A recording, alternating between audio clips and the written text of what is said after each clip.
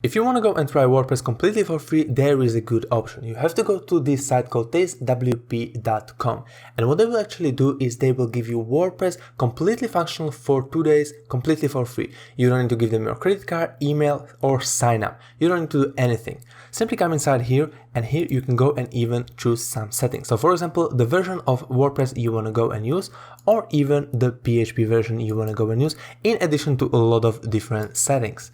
So here, simply come inside the site, click on this I agree with terms, and hit sign up. Now they will generate you your login information.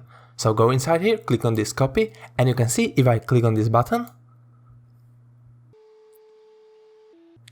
we have fully functional WordPress website ready to use for 2 days. You can see the counter inside here, and after those 2 days it will be deleted and you will have no longer access to it. So you can simply go inside here, try all the different stuff, new plugins, new themes, new crazy stuff, go inside here, because